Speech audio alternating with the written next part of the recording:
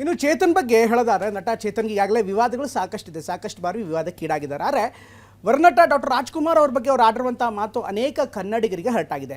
ಕೇವಲ ರಾಜ್ಕುಮಾರ್ ವಿಚಾರ ಅಥವಾ ಸಿನಿಮಾ ವಿಚಾರಕ್ಕೆ ಮಾತ್ರ ಸೀಮಿತವಾಗಿದ್ದರೆ, ಅದು ಆ ಹೇಳಿಕೆಗಳು ಮಾತ್ರ ಸೀಮಿತವಾಗಿದ್ದರೆ ಬೇರೆ ವಿಚಾರ ಆಗಿತ್ತು. ಅತ್ತ ಕುಮಾರಸ್ವಾಮಿ ಅವ್ರ ಬಗ್ಗೆ, ನಿಖಿಲ್ ಕುಮಾರಸ್ವಾಮಿ ಅವ್ರ ಬಗ್ಗೆ ಕೂಡ ನಟ ಚೇತನ್ ನೇರವಾಗಿಯೇ ಕಾಮೆಂಟ್ ಮಾಡಿರ್ಬೋದು. ಈಗ ಈ ಸಂಪೂರ್ಣ ವಿವಾದ ಪೊಲಿಟಿಕಲ್ ಟರ್ನನ್ನು, ಪೊಲಿಟಿಕಲ್ ಟ್ವಿಸ್ಟನ್ನು ಪಡೆದಿದೆ. ಇದಕ್ಕೆ JDS ಕೂಡ ಇವತ್ತು ಪ್ರತ್ಯುತ್ತರವನ್ನು ಕೊಟ್ಟಿದೆ.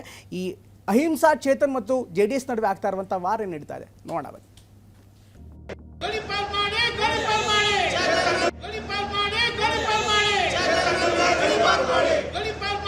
ಬಂದೊಂದು ಚುನಾವಣೆ ನಿಂತ್ಕೊಳ್ಳಕ್ಕೆ ಹೇಳ್ರಿ, ದಮ್ಮಿದ್ರೆ ಅವನ ಬಗ್ಗೆ ಯಾಕೆ ಮಾತಾಡ್ತೀರಾ? ನಡೀರಿ. ಇದು ಕುತ್ರ ಸರ್ಕಾರನೇ ಕೊಟ್ಟಿದೆ. ರೋಡಲ್ಲಿ ಓಡಾಡಕ್ಕಾಗಲ್ಲ, ಹುಷಾರ್. ಇವನ್ನ ಕೂಡಲೇ ಗಡೀಪಾರ್ ಮಾಡಬೇಕು. ಡಾಕ್ಟರ್ ರಾಜ್ ಕನ್ನಡದ ಅಸ್ಮಿತೆ. ರಾಜಣ್ಣ ಅವರನ್ನ ಆರಾಧಿಸೋ ಕೋಟ್ಯಾಂತರ ಅಭಿಮಾನಿಗಳು ಕರ್ನಾಟಕದಲ್ಲಿದ್ದಾರೆ. ಮೊನ್ನೆಯಷ್ಟೇ ಮುತ್ತುರತ್ನನ ಹುಟ್ಟುಹಬ್ಬ. ಆ ದಿನ ಕನ್ನಡದ ನಟ, ಸಾಮಾಜಿಕ ಕಾರ್ಯಕರ್ತ ಚೇತನ್ ಅಹಿಂಸಾ ವಿವಾದವೊಂದನ್ನ ಮೈಮೇಲೆ ಎಳೆದುಕೊಂಡಿದ್ರು. ರಾಜ್ಕುಮಾರ್ ಸಮಾಧಿಗೆ ಕೊಟ್ಟ ಭೂಮಿ ತಿಳುವಳಿಕೆಯ ನಿರ್ಧಾರನ ಅಂತ ಪ್ರಶ್ನಿಸಿ ಉದ್ದಟತನ ಮೆರೆದಿದ್ದರು. ಸಿಡಿದೆದ್ದ ರಾಜ್ಕುಮಾರ್ ಅಭಿಮಾನಿಗಳ ಸಂಘ ಚೇತನ್ ನಿವಾಸಕ್ಕೆ ಮುತ್ತಿಗೆ ಹಾಕೋಕೆ ಯತ್ನಿಸಿತ್ತು. ಇದಾದ ನಂತರ ಮಂಡಿಯೂರಿದ ಚೇತನ್ ರಾಜ್ ಅಭಿಮಾನಿಗಳ ಕ್ಷಮೆ ಕೇಳಿದ್ದರು. ವಿಚಾರ ಇಲ್ಲಿಗೆ ಮುಗಿತಾ ಅಂದ್ರೆ ಖಂಡಿತ ಇಲ್ಲ. ಇದೀಗ ರಾಜ್ಕುಮಾರ್ ಸಮಾಧಿಗೆ ಭೂಮಿ ಕೊಟ್ಟವರನ್ನು ಚೇತನ್ ಕೆಣಕಿದ್ದಾರೆ. ವಿಷಯ ಅಂದ್ರೆ ಚೇತನ್ ಮಾಡಿದ್ದ ಪೋಸ್ಟ್ ಅನ್ನ JDS ಯುವ ನಾಯಕ ನಿಖಿಲ್ ಖಂಡಿಸಿದ್ದರು. ಚೇತನ್ ಅವರ ಯೋಗ್ಯತೆ ಬಗ್ಗೆ ಪ್ರಶ್ನೆ ಎತ್ತಿದ್ದರು.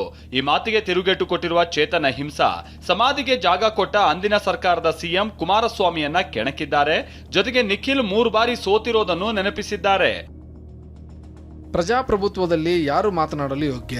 ಮಾಜಿ ಪ್ರಧಾನಿಯ ಮಗ 2006ರಲ್ಲಿ ಅವಕಾಶವಾದಿ ಸ್ಮಾರಕ ಪಾಲಿಟಿಕ್ಸ್ ಶುರು ಮಾಡಿ ಕನ್ನಡ ಚಲನಚಿತ್ರರಂಗದ ಅಭಿಮಾನಿಗಳ ನಡುವೆ ಅದಕ್ಕೆ ಸಂಬಂಧಪಟ್ಟ ಫ್ಯಾನ್ಸ್ ವಾರ್ಸ್ ಪ್ರೇರೇಪಿಸಿದವರ, ಅಥವಾ ಅವರ ಮಗ 3 ಬಾರಿ ಸೋತವರು ಸ್ವಜನ ಪಕ್ಷಪಾತ ಹೊರತುಪಡಿಸಿ ಮತ್ತೇನು ಸಾಧನೆ ಇಲ್ಲದವರ? ಚೇತನ್ ಮಾಡಿರುವ ಈ ಪೋಸ್ಟ್ಗೆ ನಿಖಿಲ್ ಕುಮಾರಸ್ವಾಮಿ ನಿಗಿ ಕೆಂಡವಾಗಿದ್ದಾರೆ. ತಾಕತ್ತಿದ್ರೆ ಚುನಾವಣೆಗೆ ಬಂದು ನಿಲ್ಲಲಿ ಅಂತ ಸವಾಲ್ ಹಾಕಿದ್ದಾರೆ. ಅವ್ರಿಗೆಲ್ಲ ಏನ್ರಿ ಮಾತಾಡ್ತೀರಾ ರೀ? ಬಂದೊಂದು ಚುನಾವಣೆ ನಿಂತ್ಕೊಳ್ಳಕ್ಕೆ ಹೇಳ್ರಿ, ದಮ್ಮಿದ್ರೆ. ಮನೇಲಿ ಕೂತ್ಕೊಂಡು ಅಲ್ಲೆಲ್ಲ ಟ್ವಿಟರ್ ಅಲ್ಲಿ ಅದೆಂತದ್ದು ಬರವಣಿಗೆ ನನಗೂ 1000 ಬರೀತೀನಿ ಈ ತರ, ಅವನ ಬಗ್ಗೆ ಯಾಕೆ ಮಾತಾಡ್ತೀರಾ? ನಡೀರಿ. ಮುಂಬರ್ತಕ್ಕಂಥ ಸರ್ಕಾರಗಳು ಈ ರೀತಿಯಾದಂಥ ಒಂದು ಗೌರವವನ್ನು ಅರ್ಪಿಸಬೇಕು ಅಂತಕ್ಕಂಥ ಹಿನ್ನೆಲೆಯಲ್ಲಿ ಒಂದು ಮಾರ್ಗದರ್ಶನವನ್ನು ನೀಡಿದಂಥದ್ದು ಸನ್ಮಾನ್ಯ ಕುಮಾರಣ್ಣವರು ಒಂದು ಮೇಲ್ಪಂಕ್ತಿಯನ್ನು ಹಾಕ್ಕೊಟ್ರು. ತಪ್ಪೇನಿದೆ? ಮತ್ತೊಂದು ಕಡೆ ಚೇತನ್ ಗಡೀಪಾರಿಗೆ ಆಗ್ರಹ ಕೇಳಿಬಂದಿದೆ. ನಟ ಚೇತನ್ ಹೇಳಿಕೆ ಖಂಡಿಸಿ ಕರವೇ ಕಾರ್ಯಕರ್ತರು ಪ್ರತಿಭಟಿಸಿದ್ರು. ಫಿಲ್ಮ್ ಚೇಂಬರ್ ನಲ್ಲಿ ಚೇತನ್ ಸದಸ್ಯತ್ವ ರದ್ದು ಮಾಡುವಂತೆಯೂ ಒತ್ತಾಯಿಸಿದ್ದಾರೆ.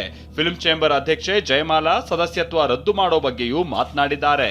ಪರಿಶೀಲನೆ ಮಾಡ್ತೀನಿ. ಹೆಚ್ ಕ್ಯಾಟಗರಿನಲ್ಲಿ ಏನೋ ಇದಾರಂತೆ, ಪರ್ಮನೆಂಟ್ ಆಗಿಲ್ಲ.